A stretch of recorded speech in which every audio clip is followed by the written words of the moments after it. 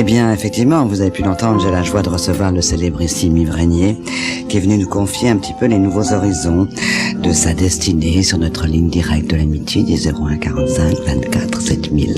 Et puis là, j'ai dit à Nicolas Riboski, qui était le metteur en scène, je lui ai dit, est-ce que tu peux me faire remplacer, là, je vais aller voir le Toubib, là. Et il me dit, ah, c'est embêtant, parce que l'autre, tu vois, il joue mieux quand il a le pistolet dans ta bouche et tout ça. Ah, je dis, ouais, mais moi, je vais pas très très bien, là, ce serait bien que j'aille voir le médecin, quoi. Alors quand il a vu quand même que ça allait pas vraiment bien, tu vois, il m'a dit, bon, ben, on va mettre l'assistant à ta place. Donc, pas d'abondance, hein, puisque les plans étaient sur lui, quoi. Et donc je suis parti voir le médecin. Et c'est marrant parce que là, j'ai senti, là, tu vois, c'est-à-dire quand j'étais voir le médecin m'a regardé, il m'a ausculté, il m'a regardé pendant 2 heures. Et à la fin de la consultation, il m'a dit, Monsieur Régnier, est-ce que vous êtes venu en voiture? Alors, je dis, oui. Et il me dit, elle est garée où? Je dis, en bas de chez vous. Il m'a dit, vous avez quelqu'un qui peut conduire votre voiture? Bah, écoutez, oui, mais enfin bon, c'est compliqué pour la rentrer dans mon garage. Il y a vraiment que moi qui connais bien la manœuvre, parce que le garage est étroit et tout ça. Il m'a dit, honnêtement, vous n'allez pas conduire. Il faut plus conduire. J'ai dû avoir peur. Alors, j'ai dit, mais pourquoi? Il m'a dit, parce que je vous fais hospitaliser, là. On va faire venir une ambulance. Donc ça, c'était dans son cabinet, tu vois. Et je lui dis, je vais où? Il m'a dit, vous allez à Cochin. Vous allez dans un bon lit, aux urgences et tout, ne vous inquiétez pas. Demain, on vous fait faire une coronarographie et tout ça.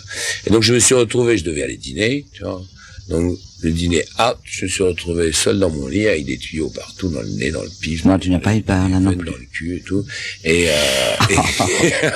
commissaire.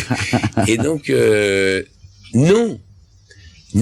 Tu vois, alors je lui ai demandé qu'est-ce que j'ai exactement. Il m'a dit, monsieur, vous avez un syndrome de menace, c'est-à-dire, j'ai été à la limite de faire un infarct, quoi.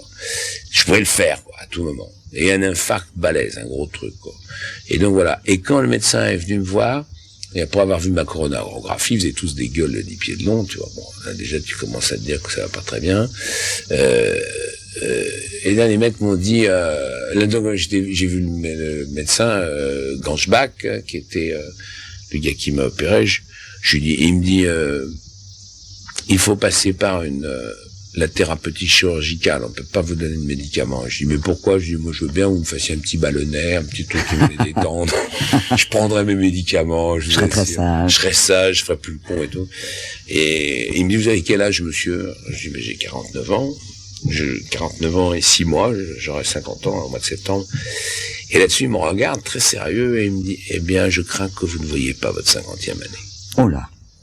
Ça, c'est difficile à entendre. Ah, je lui dis, bon, et pourquoi donc? Il me dit, parce que si vous ne vous faites pas opérer, vous allez mourir. Voilà, je lui dis, bon, bah alors, allez-y.